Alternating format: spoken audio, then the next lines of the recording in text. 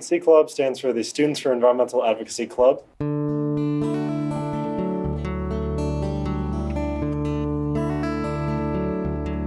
It was created by myself and Elliot Smith. It's worked to try and basically improve our environment locally and nationally. We started the year off just kind of splitting up into groups. We were going to work on solar projects for the school and composting and recycling for the school and, doing trash cleanups and earth weeks and things just around our campus.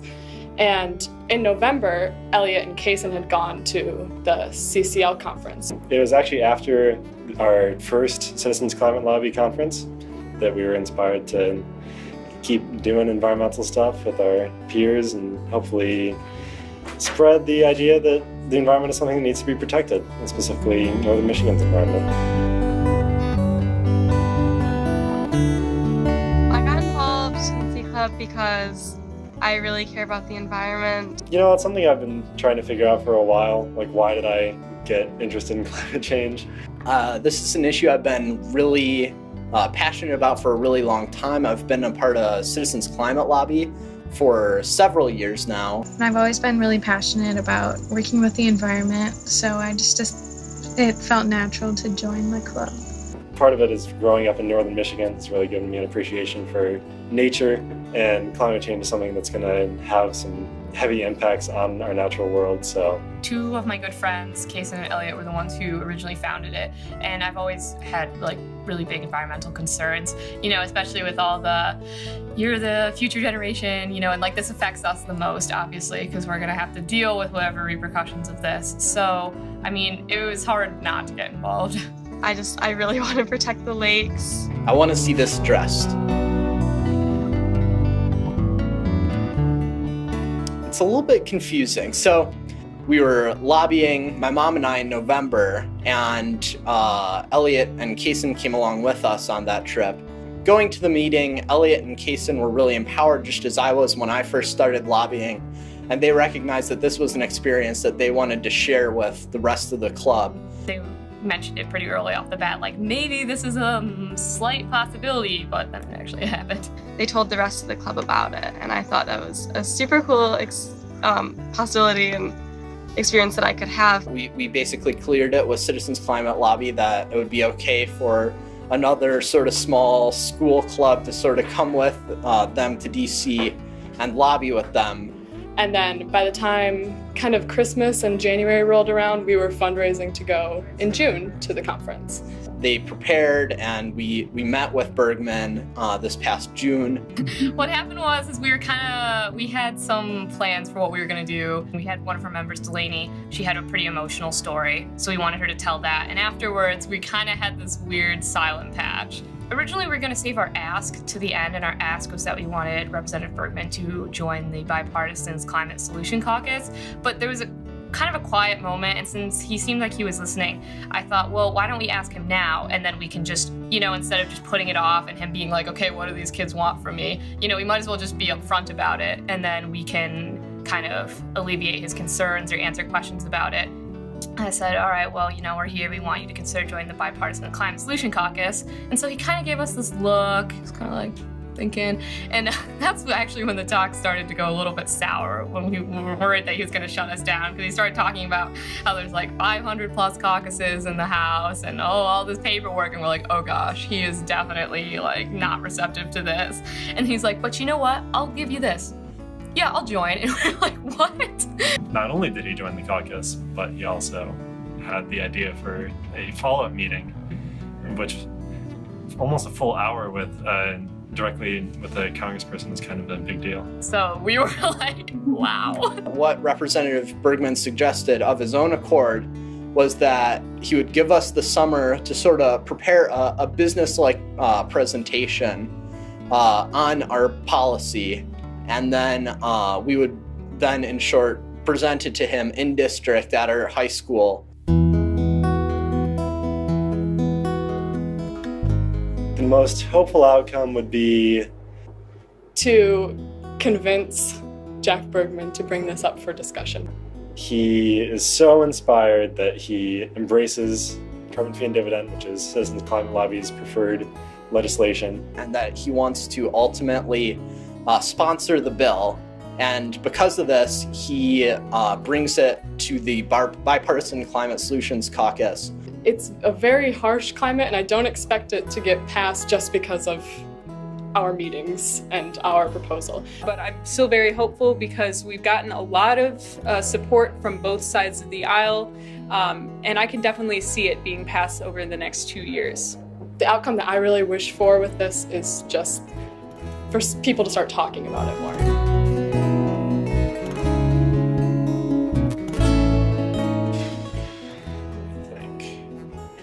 Okay, the biggest takeaway I've had from my experience with CCL and lobbying on the Hill is that Congresspeople are people just like you and I. That people are willing to listen. Students, even though we don't carry a vote, we do still carry influence in Washington. We've also learned a lot about teamwork, how to schedule meetings, how to find places to schedule meetings. It's hard to organize a large group of people, but if they are all passionate about what you're working on, it can be very rewarding. I've learned a ton. We've learned a lot, really. I've learned how exciting it is to work with a group of people that have the same passions as you do. That it takes a lot of practice to get things right. Myself and the rest of the group, we really just had to dive into it and just start learning things. What I've learned is that when you learn information so in depth the way that we've had to for this project, you know it so well that sometimes your script makes it harder. Well, there's a lot of intricacies that we overlooked. Actually, no, I'd like to take that back. We probably had too many intricacies in our presentation. The wealth of information that exists out there on the internet and the memos that I've never even heard of before, just like understanding new concepts and stuff. And that you just need to be comfortable with the fact that you know a ton about this policy. So that's kind of something that we struggled with, going into too much detail instead of really nailing in the primary points. So we've had 2 practice presentations. It's funny because the 2 panels were really different. One of them was a more business panel, the other one was kind of legislative, and that shows a lot in their responses. As teenagers and high schoolers, we're used to the people around us being pretty invested in us, our parents and our teachers. But when we came into that meeting, these were people who had volunteered their time to be there, but they didn't necessarily have any vested interest in us. So they were pretty critical. The first one was to local business leaders. The business people had a lot of questions about the money involved with the policy. The administrative costs of carbon fee and dividend that we didn't even include. And that's kind of a big overarching topic, and we didn't have it, but we had the research for it, so it wasn't too hard. You have to prepare for more than just what you're going to present. You have to anticipate questions that are going to come up about the topic, and you've got to be ready. But yeah, the first one was the big one for changes. So after that, we pretty much went back to the drawing board, rearranged the entire presentation based on their comments. Then the legislative people were more concerned about our delivery, how we were presenting it. Trying to make it so that our presentation really connects. Like pulling at the heartstrings with our presentation instead of doing more facts. Sometimes you can get way too bogged down on all the numbers. And my teachers have taught me this. Forever, you have to appeal to your audience when you're presenting. So it's important that we make it connect on a local level. That's something that when it was said, suggested in one of our practice sessions, we were like, aha, yes, that makes perfect sense. They were both really helpful because Jack Bergman is a businessman turned politician, and so both of those are really important to how he's going to see it. And I think it's really cool that they took the time out of their day to come and watch us present it. From my 2 lobby day experiences, my big takeaway is 2 things. One being that our congresspeople are human. It definitely makes me so much more optimistic about democracy and politicians listening to voters. It's really amazing that a group of high schoolers, not even able to vote, still have a powerful voice in Congress. And I feel like being part of this presentation is a really good first step with that and using our voice. I have a voice, and my fellow students and just every other millennial out there has a voice in politics. If you're truly invest yourself in a project, or you truly care about something and you make your voice heard and you go to CCL meetings and do all of these things for the issues that you care about, then there will be impact from what you say. And that's definitely something that I didn't think of before. Just speaking out for what you believe in is very important, especially at a younger age. Voices do matter, especially when you apply them. The fact that, he would be here in Traverse City and end up having to have this flight that he canceled everything else that day except for the meeting with the students. I've always known that it was a long, difficult process to enact any laws or any policies. Implementing a piece of legislation is not nearly as simple as just getting a majority of politicians to agree on it. Getting a law passed that you want can be really challenging, especially when there's a lot of opposing viewpoints on it. Climate change policy is a tough one because I feel like it shouldn't be a contested issue. It seems like a simple thing that people should be able to agree on the science. Before entering Citizens Climate Lobby, I didn't really know that there was any policy that has been in place or was, ever introduced. We actually started this presentation by just researching just about every different proposed solution to climate change. We spent a lot of time on carbon fee and dividend, cap and trade, various regulatory approaches, subsidies.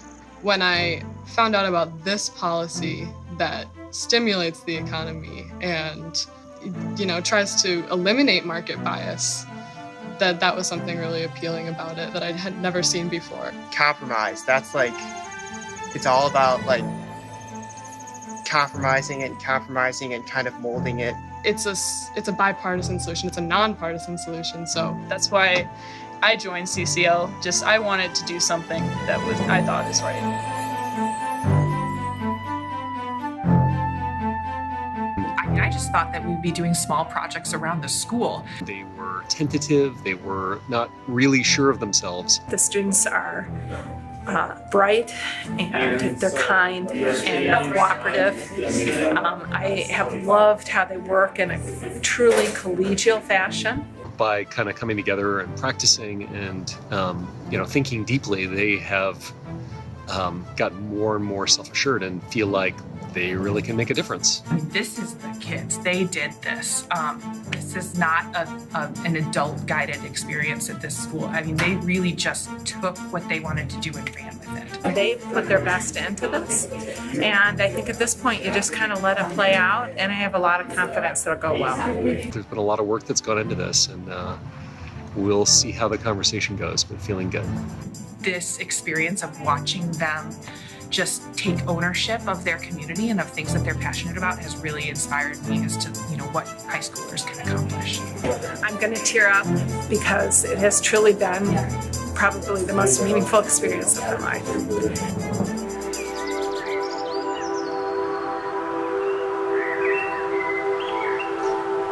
You guys totally know this stuff. Sure. You totally know it.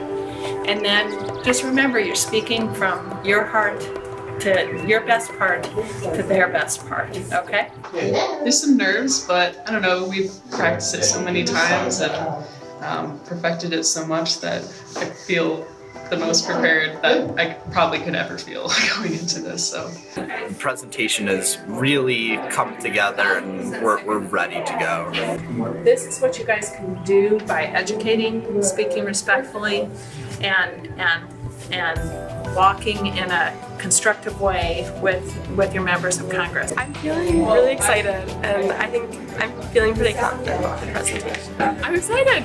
It's actually today, which is awesome.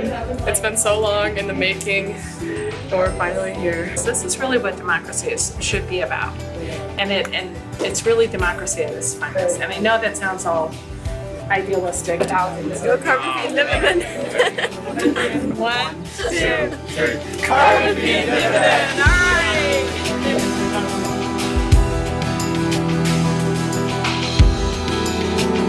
It went really well. I think that's the best we've ever presented. And maybe that's just because I had my blinders on. And I think it went absolutely phenomenal. I don't think it could have gone better. It was just absolutely fantastic. I think we all conquered our nerves and definitely brought a lot of passion. I think that element to the presentation. it was really nice that Representative Bergman didn't have that many questions about the policy, which I think means that we went over it pretty well. I did not know what to expect, to be honest, but it was just really cool to hear what he had to say and lots of positive reviews. I'm not sure if he automatically started to support it, but I think we opened his eyes a little bit. He said that he wants to look more into British Columbia, which is a really similar model to what we want. So he was expressing his love for the environment, love for the UP, very personal about it, which was I did not expect, and it was a great element to the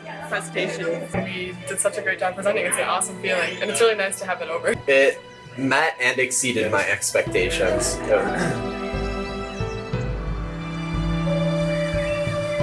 It was absolutely worthwhile. I love this sort of thing. It was an absolutely outstanding opportunity. And we come so far in, everyone's knowledge of the proposal and, the political process and building our political will.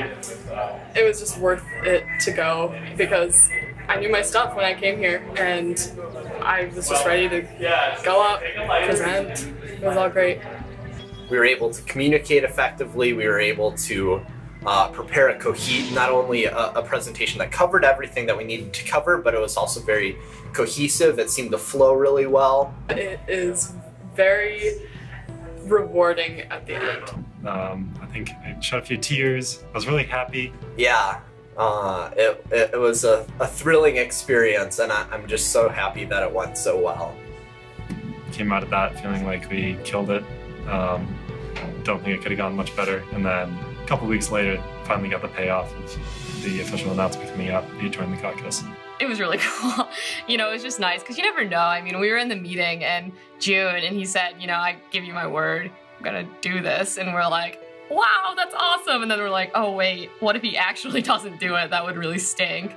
I was hopeful, but not necessarily, I guess, optimistic about what was going to happen with this. So the fact that he signed on to the Bipartisan Climate Caucus is it's really exciting. When the news came, it was just like, wow. It's like, it was a really long journey, but it was cool to see the final result, the closure of it. Just to see their hard work be rewarded in that way, which hopefully will inspire them to continue to advocate like this, was just really overwhelming and exciting.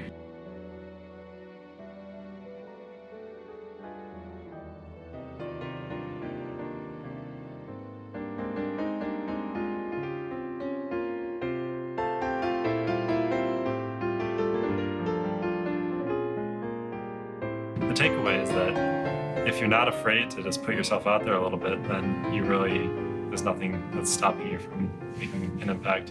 If you had asked me if I would ever go to DC and go on to Capitol Hill and talk to Congress people when I was in middle school, I would have never believed you if you told me that I was going to have such an experience in my early life.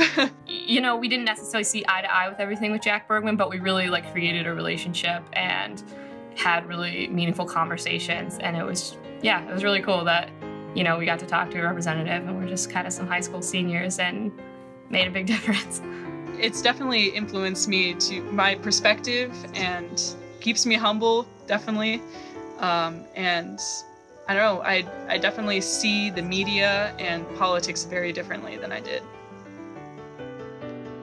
To anyone out there who wants to make a difference but doesn't know how, start talking to people, and then the way forward will probably become more obvious, and then just keep taking opportunities. If I can give advice as a 17-year-old.